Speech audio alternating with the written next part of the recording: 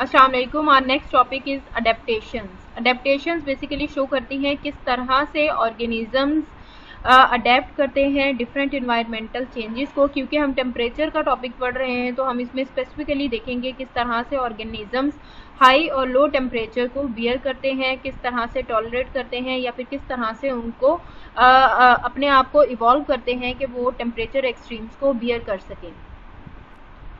हर organism जो है उसके रहने और रिप्रोड्यूस करने का साइकिल जो होता है वो डिफरेंट होता है और क्लाइमेटिक कंडीशंस पे डिपेंड करता है।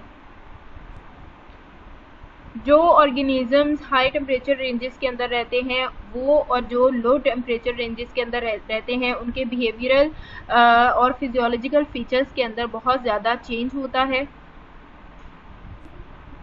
टू डिफरेंट वेज होते हैं, या तो ऑर्गेनिज्म अगर किसी भी टेम्परेचर एक्सट्रीम के अंदर प्रेजेंट है तो उसको टॉलरेट करे या फिर अपने आप को इवॉल्व करे, अपने अंदर कुछ ऐसी करेक्टरिस्टिक्स को इवॉल्व करे कि वो हाई और लो टेम्परेचर को बियर कर सके, अपने आप इवॉल्व कर ले और उसको उनसे कोई फ़र्क ना पड़े। जैसे कि फॉर एग्जांपल अगर डेजर्ट एरियाज़ हैं तो डेजर्ट एरियाज़ के अंदर प्लांट अपने ऊपर थिक लेयर्स बना लेते हैं, जैसे क्यूटिकल की लेयर्स। ये लेयर्स इस वजह से होती हैं ताकि प्लांट को बाहर के अगर हाई टेम्परेचर रेंजेस हैं तो प्लांट के ऊपर डायरेक्ट लाइट का इफेक्ट ना पड़े, क्योंकि जितनी ज़्यादा थिक लेयर आउटसाइड होगी इंटरनल साइड पे इफेक्ट उतना ही कम होगा। और इसके अलावा इनके अंदर सक्यूलेंसी प्रेजेंट होती है। सक्यूलेंस होने का मतलब होता है कि ये अपने लीव्स और अपने स्टेम वगैरह के अंदर मैक्सिमम वाटर को स्टोर कर लेते हैं, क्योंकि डेजर्ट्स के अंदर सॉइल वाटर होल्डिंग कैपेसिटी बहुत ज़्यादा अच्छी नहीं होती। दैट्स वाई इनके अंदर वैसे ही सक्यूलेंसी की प्रॉपर्टी प्रेजेंट होती है। ये सक्यूलेंट होते हैं और अपने अंदर अपने लीव्स और अपने स्टेम के अंदर मैक्सिमम वाटर को स्टोर कर लेते हैं जब कभी भी वहाँ पर रेनफॉल होती है, और जब रेनफॉल नहीं होती तो उस टाइम में अपना जो स्टोर किया हुआ वाटर होता है उसको यूज़ करके अपनी एक्टिविटीज़ को मूव ऑन करते हैं। इसके अलावा डेजर्ट में जो प्लांट्स प्रेजेंट होते हैं वो और भी कुछ डिफरेंट अडेप्टेशंस अपने अंदर लेके आते हैं। फॉर एग्जांपल ऐसे भी प्लांट्स होते हैं जो कि लाइट की एक्सट्रीम्स की वजह से अपने लीव्स को गिरा देते हैं ताकि लीव्स प्रेजेंट नहीं होंगे और मैक्सिमम एक्टिविटी जो कि ट्रांसपायरेशन वगैरह, वाटर लॉस एक्टिविटी वगैरह या गैसियस एक्सचेंज वगैरह वो मैक्सिमम नहीं होगा।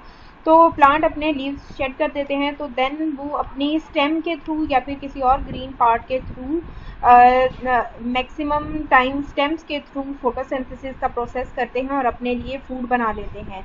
क्योंकि जब डे टाइम में लाइट बहुत ज़्यादा होती है तो डेफिनेटली अगर स्टोमेटा ओपन रहेंगे तो उसके बाद फिर ट्रांसपायरेशन की प्रोसेस भी बहुत ज़्यादा होगी और वाटर जो है जो उन्होंने स्टोर किया होगा वो सारे का सारा वेस्ट हो जाएगा। तो इस सब से बचने के लिए वो ये अडेप्टेशन करते हैं कि वो अपने स्टोमेटा को दिन में क्लोज रखते हैं और नाइट टाइम में उनको ओपन कर लेते हैं और इन्वायरमेंट से कार्बन डाइऑक्साइड एब्जॉर्ब करके अपने स्टोमेटा को डे टाइम में फिर क्लोज कर लेते हैं। और रात में जो उन्होंने कार्बन डाइऑक्साइड एब्जॉर्ब की होती है, जो सेव की होती है, दिन में उसी कार्बन डाइऑक्साइड को यूज़ करते हुए वो फोटोसिंथेसिस कर लेते हैं। क्योंकि अगर वो नाइट टाइम में फोटोसिंथेसिस को सेव नहीं करेंगे तो दिन में फोटोसिंथेसिस नाइट टाइम में अगर कार्बन डाइऑक्साइड को सेव नहीं करेंगे तो डे टाइम में फोटोसिंथेसिस नहीं कर पाएंगे, क्योंकि फोटोसिंथेसिस को करने के लिए कार्बन डाइऑक्साइड का होना बहुत ज़्यादा ज़रूरी है। तो नाइट टाइम में वो सेव कर लेते हैं कार्बन डाइऑक्साइड को, डे टाइम में स्टोमेटा को क्लोज रखते हैं। इस तरह से ट्रांसपायरेशन भी नहीं होती और फोटोसिंथेसिस की प्रोसेस भी उनकी हो जाती है। तो ये भी एक अडेप्टेशन है डेजर्ट में रहने वाले प्लांट्स की। इसी तरह वो डिफरेंट टाइम्स पे डिफरेंट गैसेस को स्टोर करके डिफरेंट मैकेनिज्म्स को और लाइफ की एक्टिविटीज़ को परफॉर्म करते जाते हैं। नेचुरली जो टेम्परेचर चेंज होता रहता है, प्लांट्स अपने आप को नेचुरल साइकिल के अकॉर्डिंग अपने आप को एडजस्ट कर लेते हैं। तो प्लांट के ये रिस्पॉन्सेज जो कि पीरियोडिकली चलते हैं थर्मल चेंजेस के अगेंस्ट, इनको कहा जाता है ये है थर्मोपेरियोडिज्म। इसकी डेफिनेशन ये लास्ट लाइन है, the regulation of plant response to periodic thermal changes is called thermoperiodism. ये इसकी डेफिनेशन है। एनिमल्स को एडवांटेज होता है प्लांट्स के ऊपर, उसकी रीज़न ये है कि एनिमल्स एक प्लेस से दूसरी प्लेस की तरफ मूव कर सकते हैं। अगर उनको कहीं पे टेम्परेचर एक्सट्रीम बहुत ज़्यादा लग रहा है तो वो वहाँ से मूव करके किसी और जगह पर चले जाएंगे, तो ये प्लांट्स में एक एडवांटेज होता है। इसके अलावा प्लांट्स एनिमल्स अपने फिजियोलॉजिकल एक्टिविटीज़ और बिहेवियरल चेंजेस को भी बहुत अच्छे से एडजस्ट कर सकते हैं according to environmental changes. Animals और मैमल्स की बात की बर्ड्स और मैमल्स की बात की जाए तो ये अपना बॉडी टेम्परेचर मेंटेन रखने की कैपेबिलिटी रखते हैं।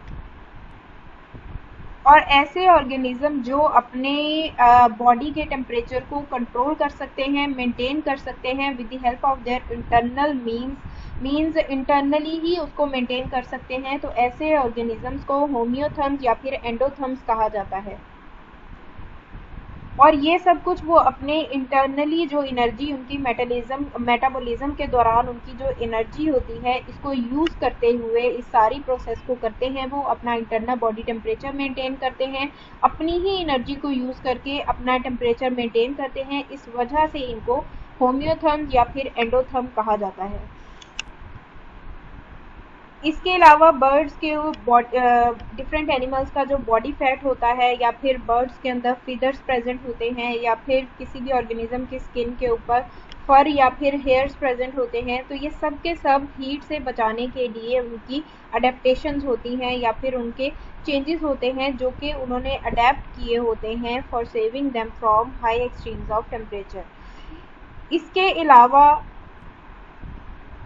एक टर्म होती है जिसको बिहेवियरल थर्मोरेगुलेशन कहा जाता है। जिस तरह से ऊपर आपने पढ़ा कि ऑर्गेनिज्म अपना इंटरनल बॉडी टेम्परेचर मेंटेन करते हैं, इन द सेम वे कुछ ऐसे भी एनिमल्स होते हैं जो कि अपने बिहेवियर के थ्रू, अपने बिहेवियरल मैकेनिज्म्स के थ्रू अपने बॉडी टेम्परेचर को रेगुलेट करते हैं, और इनको कहा जाता है, इस सारी टर्म को कहा जाता है, इस रेगुलेशन को कहा जाता है बिहेवियरल थर्मोरेगुलेशन।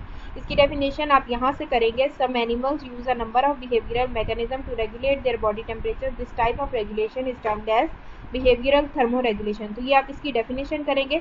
फॉर एग्जांपल जैसे कुछ ऑर्गेनिज्म जैसे होते हैं जब उनको गर्मी लगती है तो वो हाई टेम्परेचर वाली जगह से मूव कर जाते हैं शेडी जगह पर, ताकि उनको जो डायरेक्ट लाइट है वो इफेक्ट ना कर सके। इसके अलावा वाटर बॉडीज के अंदर चले जाते हैं।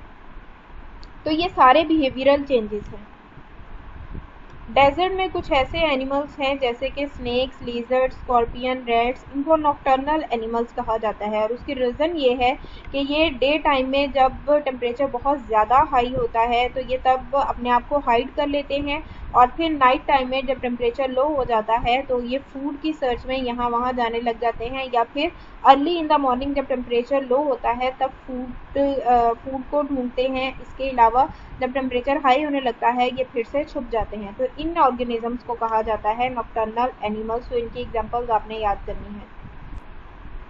ऐसे ऑर्गेनिज्म जो अपना बॉडी टेम्परेचर कंट्रोल नहीं कर पाते, इनको फॉर एग्जांपल रेप्टाइल जिसके अंदर लिजर्ड, स्नेक्स, इनको कोल्ड ब्लडेड कहा जाता है क्योंकि अपने बॉडी टेम्परेचर को मेंटेन नहीं कर पाते। यहाँ पर इसकी एक लाइन के अंदर डेफिनेशन है, रेप्टाइल से लेके बॉडी टेम्परेचर तक, ये इनकी डेफिनेशन है with example.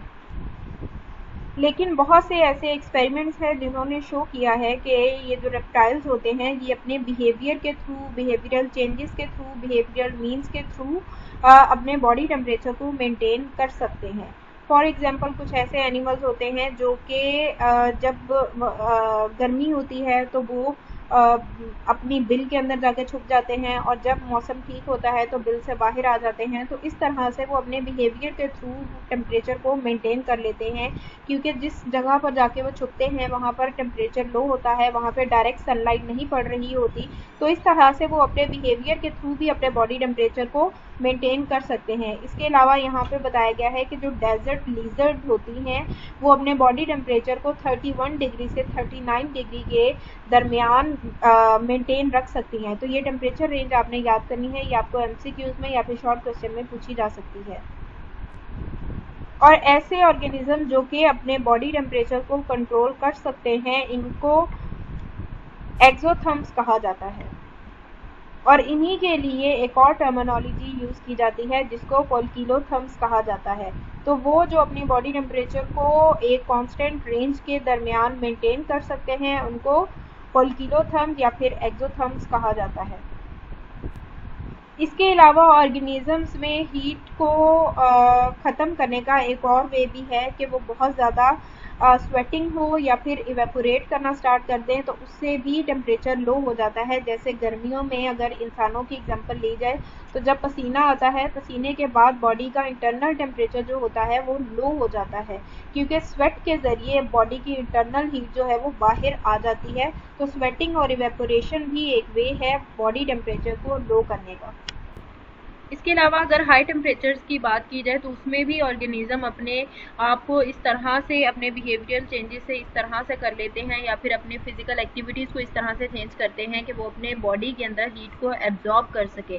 For example birds वगैरह अपनी मस्कुलर एक्टिविटीज़ को ज़्यादा कर देंगे, जिसकी वजह से एक्टिविटी तेज़ होने की वजह से उनका बॉडी टेम्परेचर जो है वो हाई होने लग जाएगा और वो लो टेम्परेचर के अंदर सर्वाइव कर सकेंगे, क्योंकि जितना ज़्यादा उनका बॉडी का टेम्परेचर होता जाएगा उतनी ही कम उनको ठंड लगेगी। या फिर शिवरिंग के थ्रू भी बॉडी का टेम्परेचर हाई किया जा सकता है, जिसको कांपना कहते हैं। तो शिवरिंग के थ्रू भी या फिर फिजिकल एक्टिविटी के थ्रू या फिर मस्कुलर एक्टिविटी के थ्रू बॉडी टेम्परेचर हाई किया जा सकता है, ताकि अगर इन्वायरमेंट में टेम्परेचर बहुत ज़्यादा लो है तो उसके अंदर सर्वाइव किया जा सके। इसके अलावा कैमिलियन, जिसको गिरगिट कहा जाता है, ये भी एक एग्जाम्पल है कि ये अपनी बॉडी का कलर ब्लैक कर लेता है, क्योंकि इसके अंदर कैपेबिलिटी होती है कि ये कोई भी कलर चेंज कर लेता है। तो ब्लैक कलर जैसे कि बहुत ज़्यादा हीट एब्जॉर्ब करता है, ब्लैक कलर के अंदर बाकी कलर्स की निस्बत हीट एब्जॉर्बिंग कैपेसिटी बहुत ज़्यादा होती है। तो ये अपनी बॉडी का कलर ब्लैक कर लेता है ताकि इसकी बॉडी के अंदर मैक्सिमम हीट एब्जॉर्ब हो सके और ये अच्छे से सर्वाइव कर सके।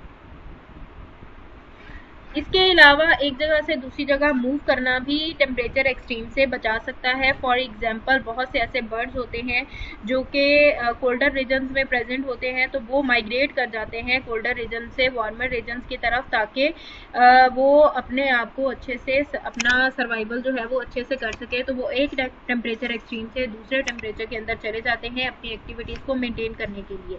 इसके अलावा फिशेज़ वगैरह भी वाटर के ऐसी जोन के अंदर मूव करने लग जाती हैं जहाँ पर उनको टेम्परेचर एक्सट्रीम उनके ऊपर बहुत ज़्यादा असर ना करे और वो अपनी एक्टिविटीज़ को अच्छे से परफॉर्म कर सकें।